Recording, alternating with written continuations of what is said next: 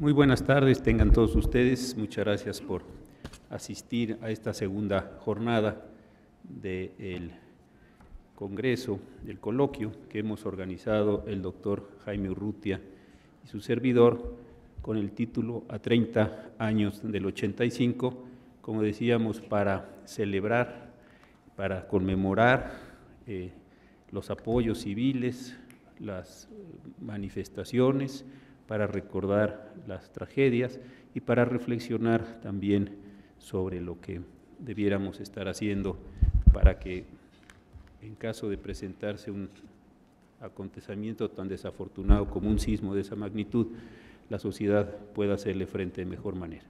En esta tarde, el día de hoy, vamos a tener 4 charlas.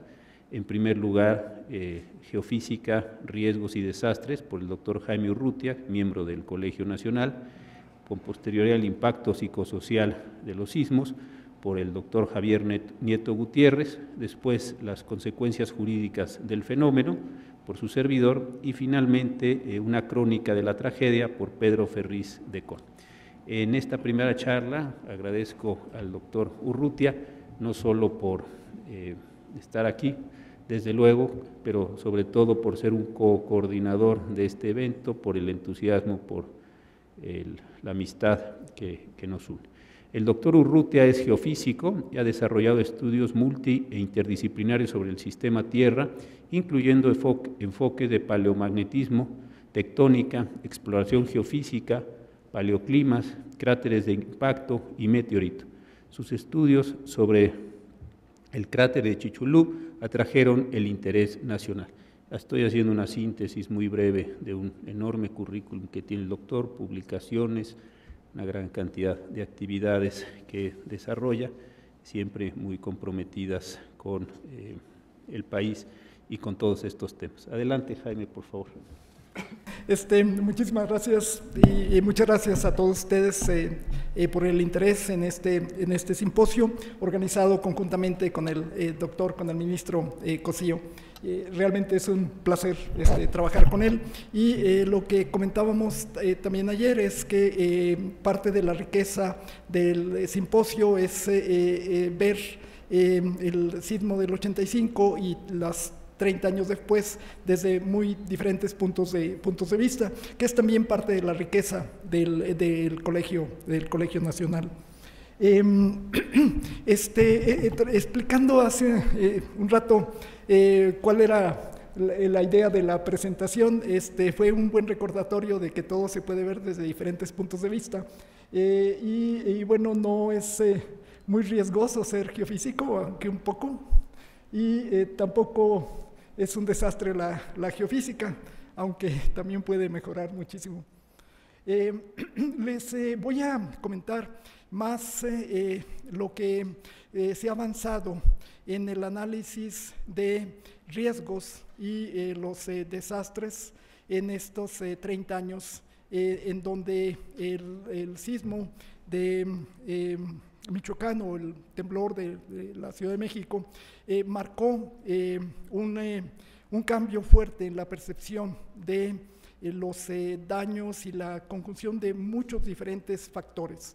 El sismo de Michoacán en la parte de geofísica fue particularmente interesante porque el sismo ocurre muy lejos del lugar en donde están los daños.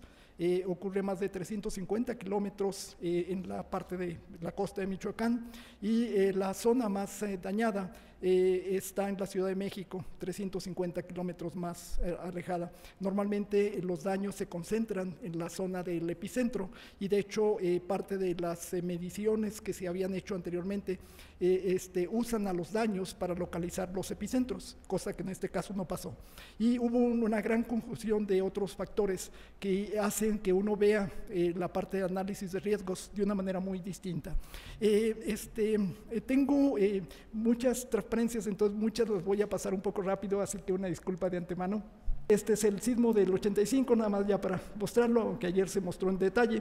Y estas son las zonas de ruptura de los sismos. Y esta es la parte de lo que mostraron ayer como el hueco en Guerrero, el cual es un lugar en donde no ha habido sismos recientes y que podría ser un lugar capaz de disparar un sismo de magnitud similar.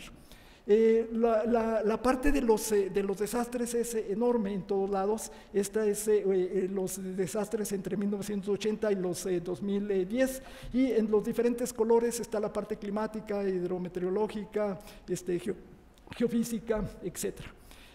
Da la impresión de que va para arriba. La razón por la cual va para arriba es porque va con la población. Estamos cada vez en zonas en donde no deberíamos de estar asentados. Este es solo para 2012, una ilustración de lo que sucede, y lo que nos muestra es que pues, puede ocurrir en todos lados. O sea, literalmente tenemos inundaciones en unos, temblores en otros, erupciones volcánicas en otros, etc. Entonces, esto es una preocupación importante a nivel de las Naciones Unidas. Ahora, una parte de geofísica que decía antes que bueno, no es un desastre, pero que puede mejorar. La parte esta ahora tenemos un control muy bueno de movimientos con los GPS, en donde podemos calcular los esfuerzos acumulados. Tenemos la capacidad de ver movimientos de milímetros en las placas, que anteriormente, a 30 años atrás, no podíamos hacer. Entonces, la capacidad ahora de tener un control en lo que es el fenómeno natural es extremadamente buena. Lo que nos falta es traducir esa información en la parte de una respuesta en los sistemas de prevención. Los desplazamientos en las fallas medidos en milímetros por año, y podemos hacerlo de una manera muy bien. Y esto se refleja en la parte de cuáles son los países que están más expuestos a desastres naturales. En rojo es el nivel más alto, que incluye a nuestro país. Y podemos irlo haciendo a nivel más detallado. Este es para México, y también se mostró algo parecido ayer, aunque más simplificado, de las zonas en donde es posible tener la parte de daños y que están asociados a la parte aquí del margen. Y podemos ir también a escala de ciudades o a escala de cuadras casi, porque podemos medir la respuesta sísmica de los terrenos. Podemos decir si esta zona tiene capacidad de moverse mucho más y causar daños y tener un cierto rango de frecuencias, con un detalle que antes no se podía. Ahora podemos hacerlo para toda la ciudad, y de hecho se dispone de información suficiente como para que pudiéramos saber si aquí se puede construir un edificio de 6 pisos o de 9 pisos, o que son los que se caen, o de otro nivel. Y esta es nada más energía de los temblores y la frecuencia. Afortunadamente, los temblores o los efectos grandes ocurren raramente. Hay más, un montón de cosas que pasan de los pequeños, y conforme vamos haciéndolo de mayor intensidad, el número de eventos disminuye.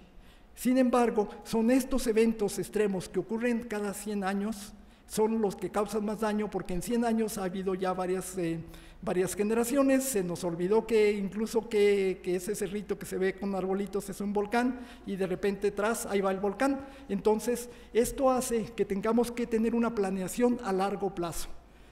Si no funcionamos así, vamos a tener problemas, porque pues vamos a aprender la lección y reaprender la lección cada vez que pase. O sea, y no va a haber ninguna sorpresa. Si algo ve uno en la historia, pues es la manera de no hacer las mismas tonterías una y otra vez. Y esto ahora ha cambiado, y se pueden hacer elementos de predicción a varios decenas o centenas incluso de años. Este es para la parte de cambio climático, en donde podemos ir pasando en diferentes escalas, y cuáles son los sistemas de respuesta a fenómenos cortos y que ocurren muy frecuente, o a fenómenos que ocurren poco frecuente pero de gran magnitud. Y esto es una lección para la parte de México en cuanto a la parte de los temblores. Si uno ve la distribución de las zonas de ruptura, de las zonas en donde se hacen las fallas de los temblores, esta es la del 85, uno puede ver de qué forma está la distribución, cómo se ha ido cambiando a lo largo del tiempo, cuáles son las zonas que acumulan esfuerzo, y de alguna manera tener una preparación local y una preparación regional. Este es el caso del hueco de Guerrero que se comentaba ayer, y los últimos temblores ocurrieron en 1899 y en 1911, hace ya un buen tiempo que no ocurre algo en la zona. Y la otra parte, que nada más ya para hacerlo rapidísimo, rápido, es dentro de la lección, esto es el gasto de los desastres. que van a dar al fondo del Fonden, que es el de post-desastre, la parte de recuperación, o del Fondo de Reconstrucción, y es de 1999 al 2011. Y esto está en millones de dólares. Entonces tenemos aquí del orden de, por ejemplo, para el 2010, que fue un año especial, tenemos alrededor de los 5,000 millones de dólares. Este fondo está usado para mitigar los efectos, para ayudar a las personas damnificadas y cuáles municipios fueron declarados en zona en desastre. Y si usáramos al menos una parte de este dinero, que lo usamos para tratar de reponer lo que ya se cayó, si lo usáramos para prevenir y mitigar antes de que esto se caiga, resulta, y lo comentaron ayer también muy fuertemente, de que podríamos hacerlo mucho mejor, disminuir sobre todo la parte de pérdida de vidas humanas, que no hay manera de regresarlas, y tener un sistema que funcionara. Entonces, de hecho, la solicitud que se ha venido haciendo por diferentes organizaciones, las academias y sociedades de ingeniería, es que esto puede o debe funcionar diferente. El fondo de reconstrucción debe de tener una componente clarísima de mitigación y prevención a corto y largo plazo. Muchas gracias.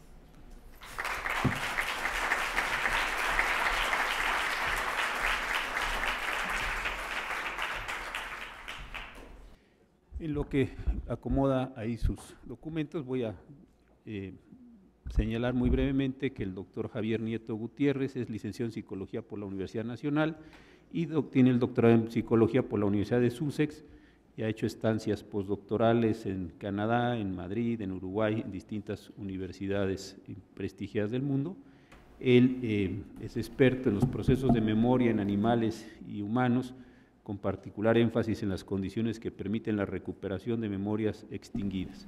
Es miembro del Sistema Nacional de Investigadores, profesor titular de tiempo completo de las asignaturas de aprendizaje y conducta adaptativa, ha sido investigador también de universidades extranjeras y desde junio de 2009 a la fecha es director de la Facultad de Psicología de la Universidad Nacional.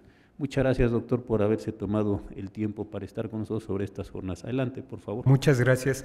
Bueno, en primer lugar, quisiera agradecer al doctor Cosío y al doctor Urrutia por esta invitación tan honrosa y el tópico que me toca exponer son los efectos psicosociales y le agregué esta otra parte que es de los desastres naturales porque es un tema muy amplio. Quisiera empezar señalando un poquito de qué es lo que quiero hablar. Quiero hablar desde luego del impacto psicológico de los desastres naturales. Afortunadamente el doctor Urrutia ha descrito de manera muy precisa, muy rica, cuáles son los fenómenos de los que estamos hablando, pero yo lo quiero referir en particular sobre el bienestar psicosocial después de la emergencia. Quiero también mencionar desde luego muy brevemente la vulnerabilidad que tenemos las personas, las diferentes personas y grupos para presentar malestares psicosociales, luego cuáles son los problemas psicológicos más frecuentes que se presentan en los diferentes momentos de un desastre y algo que me parece muy importante es traer a la discusión las recomendaciones internacionales para prepararse y afrontar las crisis y sus secuelas. Y también, desde luego, me gustaría mencionar cuáles han sido, de acuerdo a la evidencia, las intervenciones psicológicas más importantes, más exitosas y, desde luego, esbozar una pequeña conclusión. Uno de los primeros puntos es, desde luego, la naturaleza del evento, el tipo del evento, su duración, la intensidad, la sorpresa y la cantidad de personas afectadas. Estas son variables que impactan de manera muy importante el bienestar psicosocial de los individuos. Otro de los factores que también es muy importante son las características personales y la vulnerabilidad de las víctimas. Como mencioné hace un momento, no todas las personas que son expuestas a las mismas características de un desastre son afectadas de igual manera, y hay variables tales como el sexo, la edad o el nivel socioeconómico que juegan un papel muy importante. Y el tercer grupo de factores igualmente importante es el entorno o circunstancias donde se produce. ¿Cuál es el contexto social, cultural o histórico en el que ocurre el evento? Un punto que es muy importante y que es muy obvio, pero que es importante hacerlo desde la perspectiva psicológica, social, es que los desastres naturales, desde luego que afectan la vida, pero quizá también de manera muy importante para quienes sobreviven, es que produce graves sufrimientos psicológicos y sociales que pueden abarcar a poblaciones enteras. Los efectos psicológicos y sociales de los desastres son agudos en el corto plazo. Hay un momento en el que ocurre la crisis y ahí hay un impacto enorme en el que se pierden vidas, etcétera, se caen los edificios, viene el tsunami, etcétera. Y estos son los efectos agudos, pero también hay otros efectos que afectan la salud mental y el bienestar psicosocial en el mediano y a largo plazo. Y estos son, en algunos casos, igualmente importantes. En esta imagen lo que les muestro son algunos datos del terremoto reciente que hubo en Nepal, que causó muchas muertes, y hay un reporte ahí que viene citado abajo, es un reporte del 2015 muy reciente, que acumula una cantidad enorme de información que de hecho es muy rico y que es una enseñanza muy importante que yo creo que debiéramos de seguir en nuestro país. En este estudio, además de otras cosas que señalan, porque como les decía es muy amplio, identifican factores de lo que llaman factores de riesgo y factores protectores. Por ejemplo, algo que es muy interesante es que entre los factores de riesgo, en Nepal desde luego, pero esto puede extenderse a otras sociedades y culturas, el ser mujer tiene un riesgo asociado mayor que ser varón, tener o ser de un nivel socioeconómico bajo es un factor de riesgo importante, porque quizá, como señaló el doctor Urrutia en el caso de Haití, probablemente las construcciones estén hechas de muy mala calidad, con materiales muy pobres, o probablemente, como ocurre en nuestro país, las personas con niveles socioeconómicos más bajos usualmente ocupan las zonas de mayor riesgo y entonces sufren un impacto mayor. Otro factor que es también importante es la escolaridad, que seguramente correlaciona con ingreso socioeconómico, etc. Y otro factor que es interesante es que también la edad es un factor de riesgo. Las personas, mientras más adultas, mientras mayores son, tienen un factor de riesgo de ser afectados mayor. Y por el otro lado tenemos los factores protectores, que es como una moneda, el otro lado de la cara de la moneda, el tener redes sociales vigentes, importantes, tener amigos, familia y apoyo social, son factores que protegen a el individuo.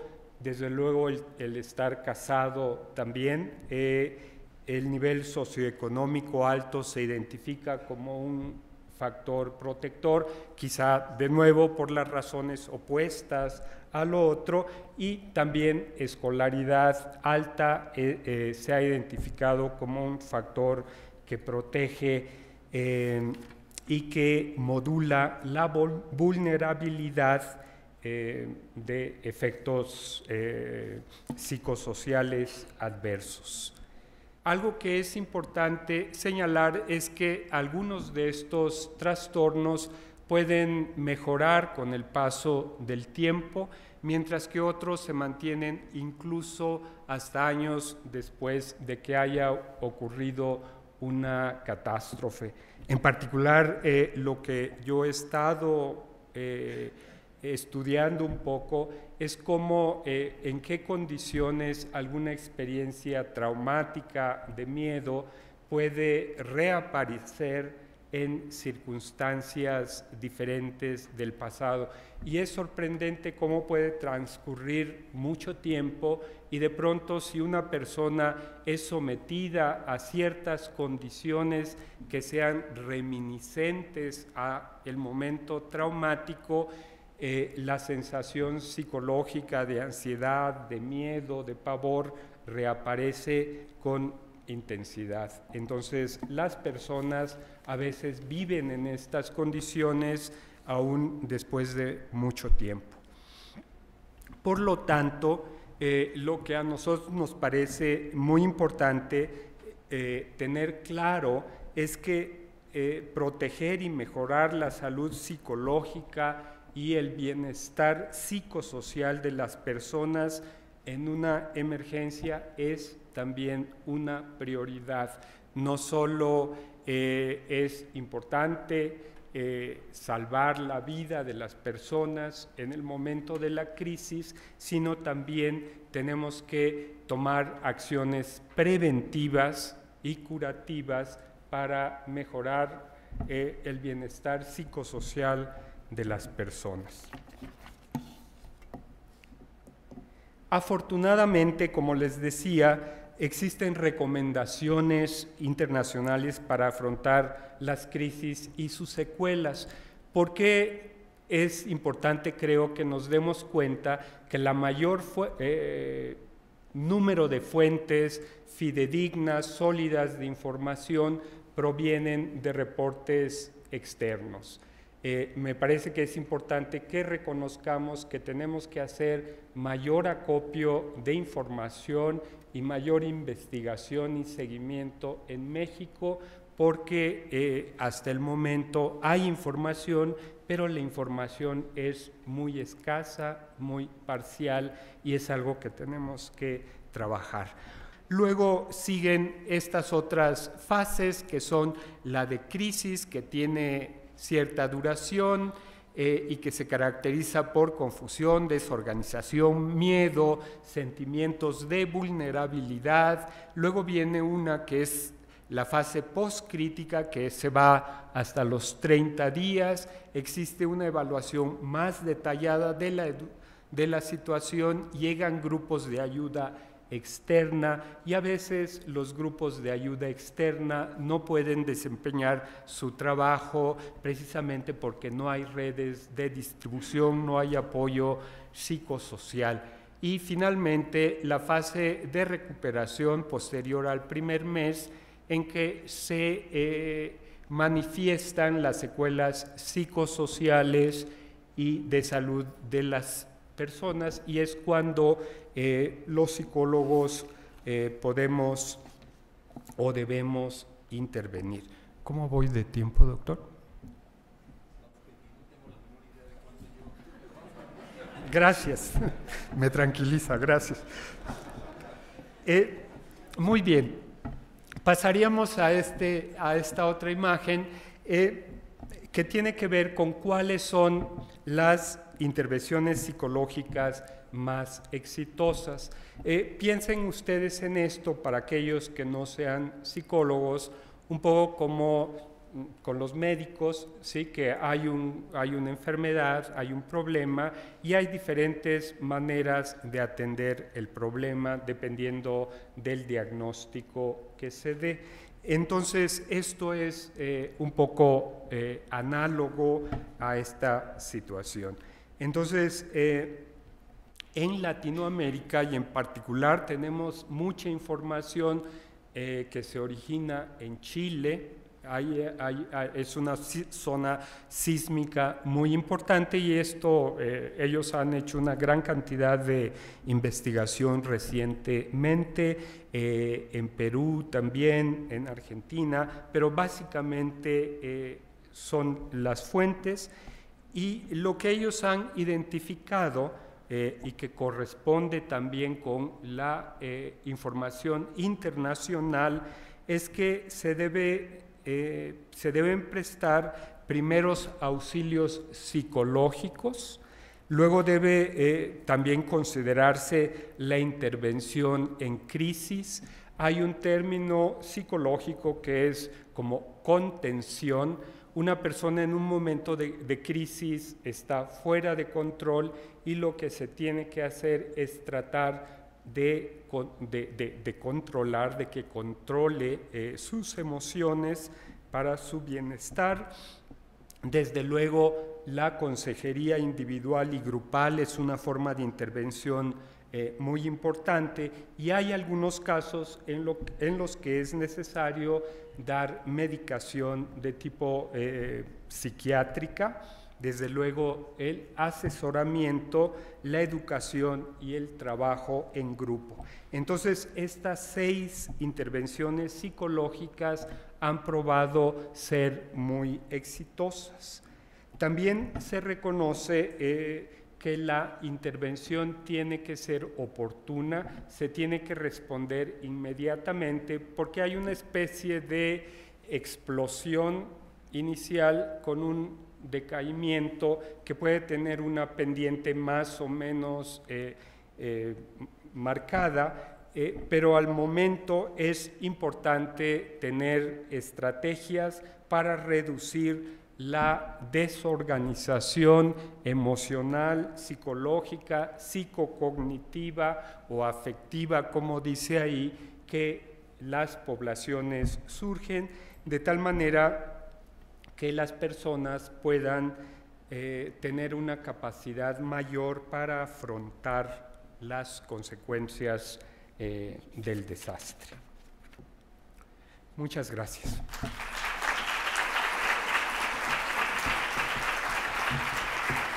Gracias.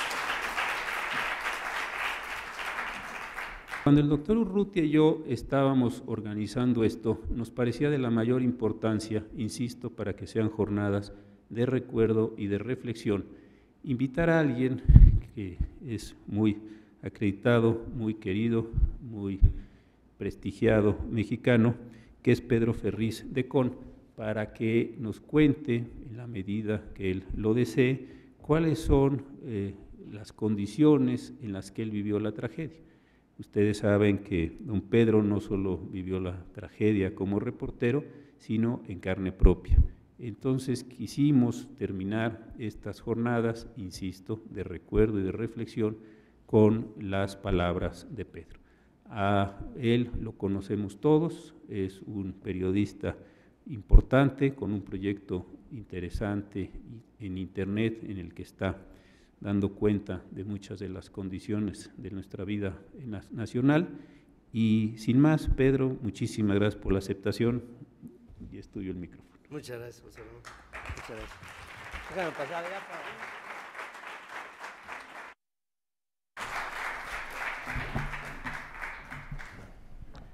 Yo tenía un programa que tenía un par de semanas de haber salido al aire después de una cesantía que enfrenté producto de la persecución de un gobierno que, para variar, me echó fuera del aire por 3 años, y aquí está mi esposa para certificarlo, en donde me echaba yo mis discursos en la sala de la casa. Y después de ese tiempo regresé otra vez a los medios organizando un noticiero que empezaba, y fíjense las ironías de la vida, se llamaba Al Aire y acabó por los aires. Ahorita les cuento por qué. Empezó el programa a las 7 de la mañana y a las 7:19 ya saben lo que pasó. Empezó a moverse de una manera brutal el edificio, brutal. Quiero que sepan que soy ingeniero civil, con una profunda vocación. Acabé ante el micrófono, ¿no? Pero me di cuenta de que estábamos en el preámbulo de un macrosismo brutal. Se movía el edificio, como no tienen ustedes una idea. Yo vi que se movía el edificio descomunalmente, pero vi que había luz, y si había luz, había transmisión, y si había transmisión, había locutor, y si había locutor, ahí estaba yo. Y entonces Margarito Hernández, que estaba, ya saben cómo son las cabinas de radio, está tu cabina, después un par de vidrios, y después está del otro lado un operador y un productor. Juan Núñez Jasso, mi productor, estaba en solitario por todas las cancelaciones de los reporteros, estaba Margarito y yo, nada más 3 personas, y en eso empieza el temblor, y Margarito se me quedó viendo con unos ojos así de exoftalmia, y me dice con la mirada, vámonos. Y dije, Margarito, hay luz, vamos a hablarle al público. Y empecé a hablar del temblor de 1957, cuando se cayó la Victoria Alada, que le llamamos Ángel de la Independencia. Y recuerdo que aquel sismo me tocó siendo un escuincle de 6 años en Veracruz con mi padre y mi abuelo, que cuando llegamos a Veracruz nos habló mi madre para decir que había temblado esa noche, y la crónica de se cayó el ángel y vénganse para acá y ahí vamos de regreso. Bueno, en fin, me acordé de todo eso y empecé a decirle a la gente que en México de aquel 1957 se empezó a reglamentar un procedimiento muy puntual de edificaciones de edificios, y que muchos de los edificios después del 57 a la fecha cumplían con principios que en otro tiempo no hubieran sido previstos, y por lo mismo no se preocupen, todo está bien, muy tranquilos, por favor no se vayan a las escaleras son una helicoidal y las helicoidales se caen primero que otra cosa, no se vayan a meter a un elevador. Y entonces al decir, pues ni se vayan a las escaleras ni se vayan al elevador, pues lo que estoy realmente diciendo es no se muevan. Como de hecho estaba yo tomando esa acción de manera personal. Yo opté por no moverme, porque dije esto va a pasar, pero no pasó. Y el temblor empezó a cada vez de una manera más brutal a sacudirlo todo. Abren la puerta y era el conde Calderón. Se me queda viendo, prácticamente no podía hablar.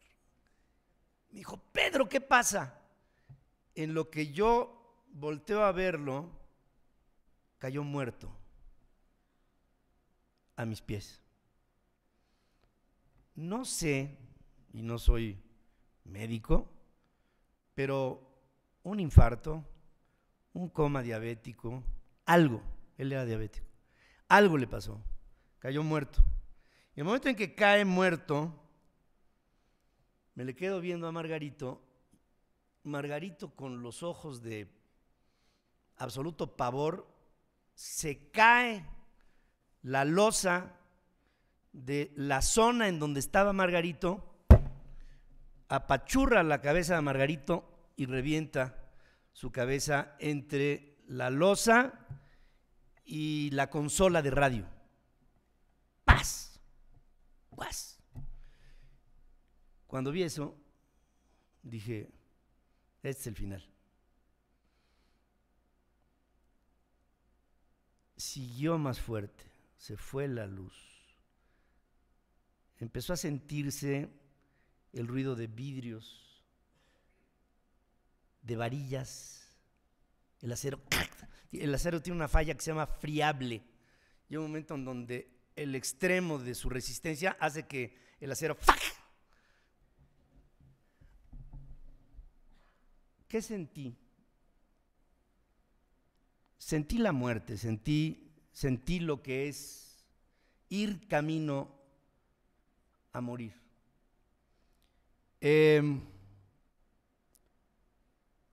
Caí de espaldas y encima de mí empezó a caerme todo el material del edificio. Me cayó una viga en el pecho. Aquí todavía tengo unas medallas que esta medalla que me regaló mi madre chocó con esta medalla que me regaló mi esposa. Y a ¿cómo estaría el golpe que me recibí aquí en el pecho? Que las dos medallas, al recibir el impacto de la viga, a esta medalla le hicieron un hoyo. La figura de la Virgen, de la que tú me regalaste, amor, le impactó en la que me regaló mi madre, se hizo un hoyo se embebió una medalla en la otra, y me cayó una viga que me reventó todas las costillas, todas, o sea, todas. Cuéntense las costillas, todas se me rompieron. Se me rompió la columna en 4. Quiero decirles con cierta pena que yo era más alto. Se me reventó un pulmón, el pulmón derecho, y cuando les pregunto a los médicos, ¿y por qué no se me reventaron los dos? Y me dicen, no tenemos la menor idea, porque cuando un órgano recibe el toque de la sangre, se retrae. Se me retrajo el pulmón derecho y se me estallaron las vísceras. Me estalló el estómago y me estallaron los intestinos.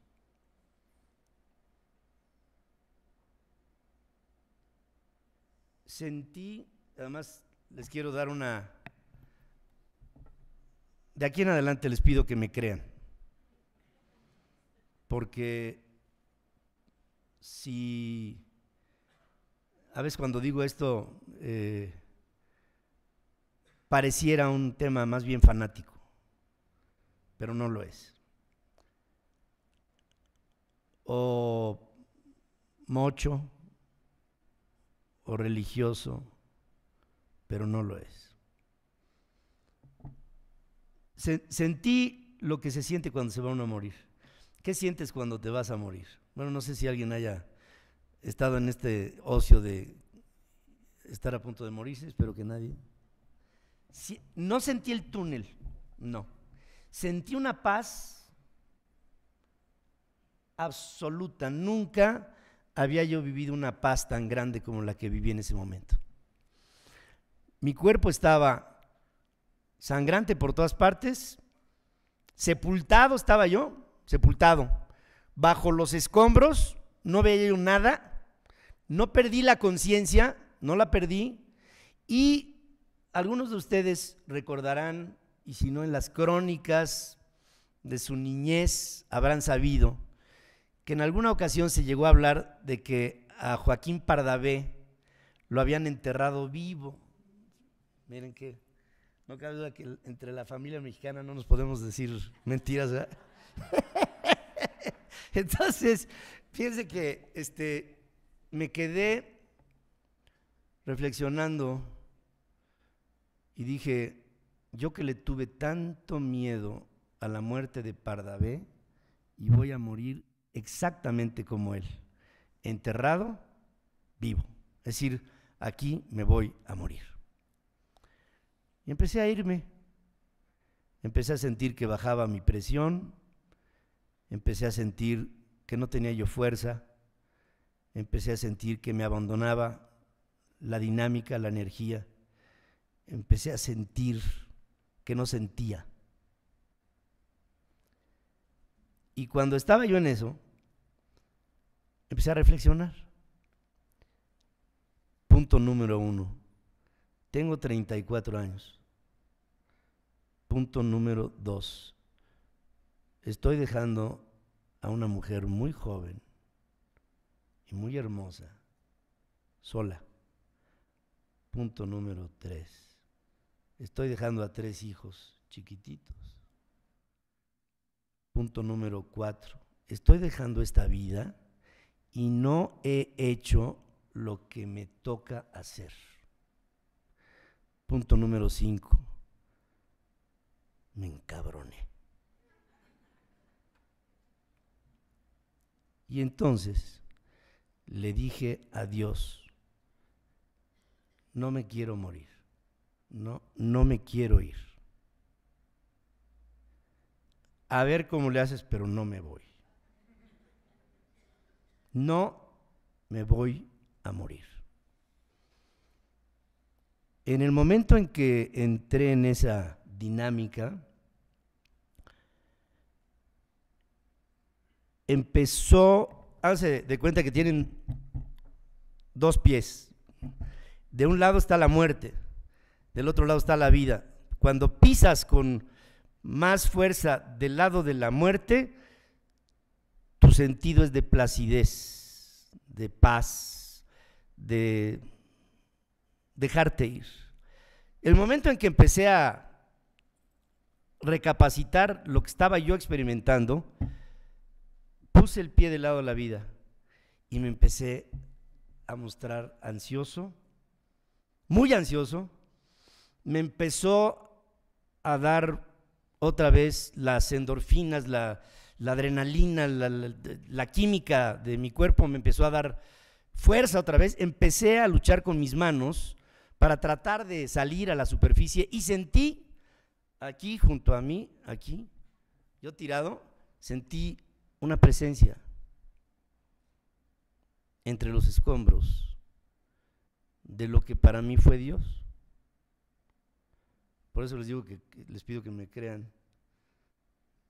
Estuvo aquí y me dijo una frase que yo mismo no conocía y que a partir de ese día la aprendí, no para esa experiencia, sino para el resto de mi vida. Me dijo, ya te pasó lo peor, ahora busca lo mejor. Eso fue todo. No me dijo más. Y en el momento en que sentí esa frase lapidaria, brutal, muy abierta, ya te pasó lo peor, ahora busca lo mejor. En ese momento empecé a luchar, y en el momento en que empecé a luchar, empecé a hacer por mí con las manos. Yo creo que por ahí salió un filito de tierra que empezó a colarse hacia un hueco y era yo. Y alguien por ahí gritó, ¡aquí hay una cabeza! Y si algo tengo es... Y entonces, pues como suele pasar en las películas americanas, ¿no? Que llegan, te identifican, te ponen un cuello, te inmovilizan. ¿Sí? ¿Todo eso? No. Hicieron un hoyo, me jalaron del cuello, así me jalaron, yo, me jalaron del cuello, me sacaron del hoyo, me pararon, o sea, puras previsiones, ¿no? Ahora sí que siguiendo el protocolo, ¿no? Entonces, siguieron el protocolo completamente, me jalaron, me pararon, y me dijeron, vete porque esto se sigue cayendo. Entonces yo me quedé así como el charrito Pemex, así, me quedé así, dije, y además sin pulmón, ¿no? O sea, decía, estoy roto. O sea, entiendan. Cuando dije estoy, ahí estaban. Cuando dije roto ya se habían ido. Estoy roto. Entonces así me fui así. Entonces había como pequeños cascajo, empecé a pisar, y yo no sé si ustedes se acuerdan de esa zona de Avenida Cuauhtémoc, que había unas marquesinas que iban por arriba de unas banquetas que iban por abajo de la calle. Ahí en la mera entrada del principio de Avenida Cuauhtémoc. Llego y cuando me di cuenta estaba yo arriba de la marquesina. ¡Así! Y me veo un agente de tránsito, yo no sé qué vio, pero la cara que me hizo sentir peor. Se me quedó y dice, véngase. Y dije, no, ¿cómo véngase, carajo? Pues estoy aquí arriba, ¿no? Pues vengan por mí, hagan algo. Yo no sé qué hicieron.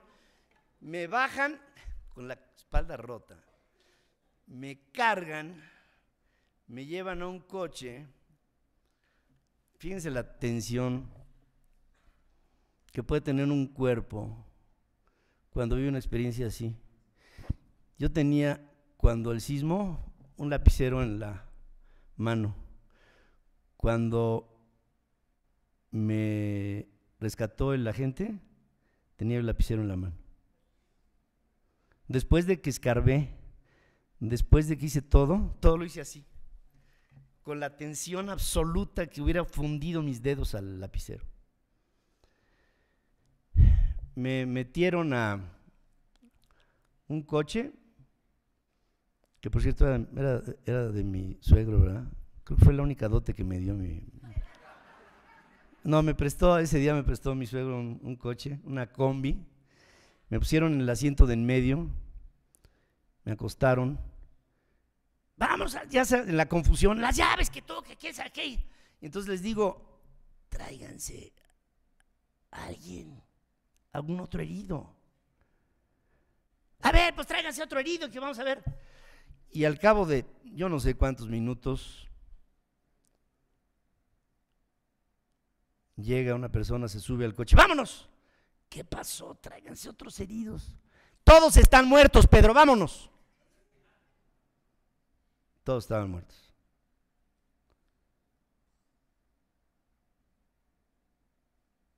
Salimos por Avenida Chapultepec, brincábamos banquetas, no había paso. Se había caído la torre del Canal 4 encima del colegio Niños Héroes, enfrente, ahí en la calle de Héroes 21. Tuvimos que echarnos en reversa. Salimos y me llevaron. ¿A dónde te llevamos? Yo la medí, ahí sí me quedó algo de reportero. Dije, ¿cómo está esto? Me llevan al hospital que sea y no me van a recibir. Entonces, un tío de mi esposa tenía un hospital ahí en la zona de Lindavista, el MIG, los misioneros del Guadalupe. Y dije, pues vamos a aplicar el principio del nepotismo, ¿no?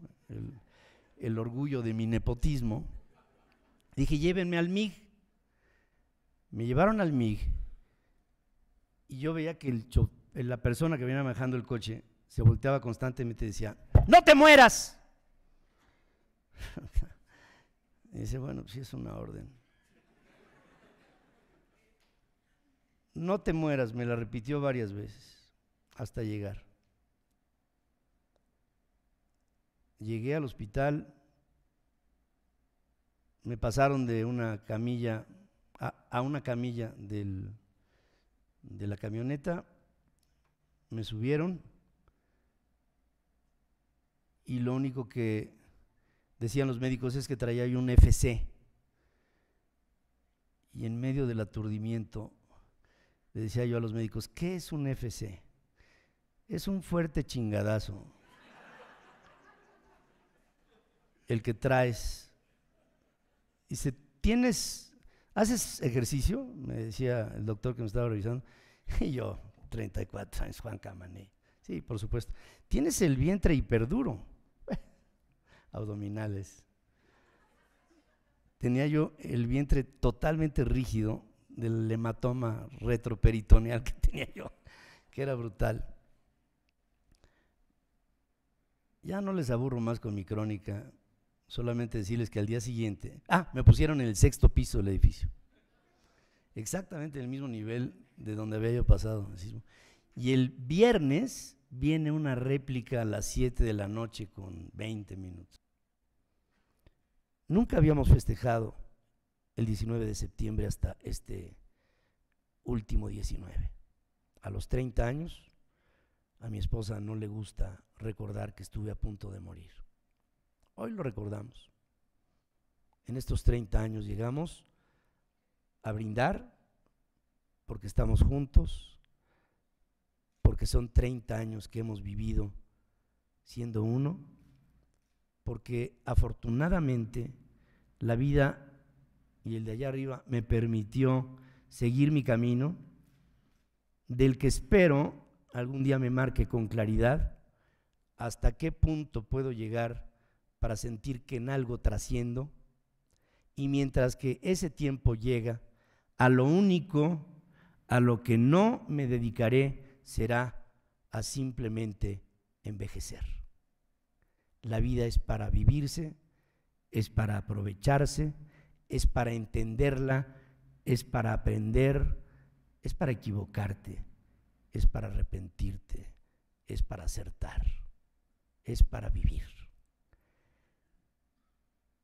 Esta es una vivencia, como muchas que se habrán dado en el escenario de la capital de la República Mexicana o de la tierra del maestro Arreola, allá en Ciudad Guzmán, o en cualquier lugar en donde en esta faja tectónica se presentó este brutal estertor de la naturaleza. ¿Volverá a temblar? Sí. ¿Estaremos preparados para un sismo así? Miren, si les toca en el lugar en donde me tocó a mí, seguramente no estaremos preparados. Desde el punto de vista de lo que el maestro Cosío ha explicado, creo que hemos avanzado en los principios legales y organizacionales para poder enfrentar el sismo de otra manera. El signo o los signos que se presentaron en el 85 fueron dos: organización ausente, voluntad presente, todo el tiempo presente. Fue la voluntad de una sociedad que se supo amar, que se supo abrazar, que se supo ayudar, que se dio la mano, que denodadamente se estuvo buscando hasta el último resquicio para encontrar una esperanza de vida como los niños de Juárez, y que se llegó a lo que hoy parece ser un recordatorio un tanto automático de lo que fue un momento muy traumático. 1985 es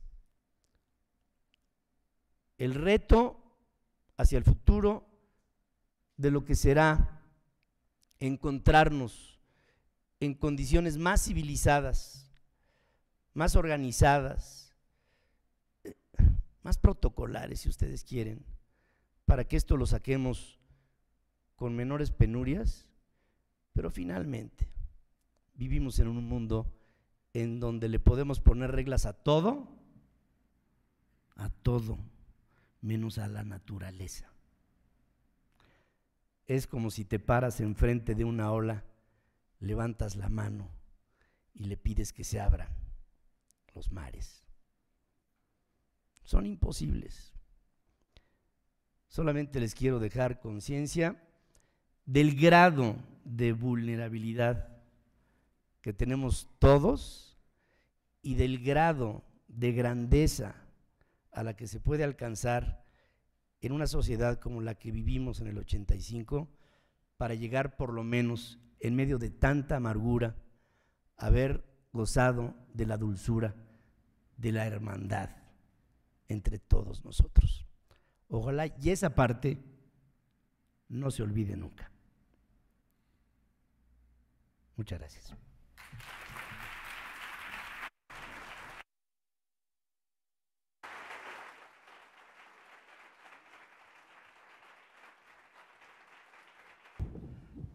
Realmente, pues no tengo nada absolutamente que agregar. Quiero simplemente agradecerle a Pedro el que, como siempre, se haya tomado tan en serio esta participación, que nos haya compartido no solo sus experiencias, sino sus sentimientos. Agradecerles a todos ustedes la atención por haber estado aquí, al doctor Urrutia, como siempre, mi compañero y amigo aquí en el Colegio Nacional, el haber coordinado este evento. Muy buenas noches a todos ustedes.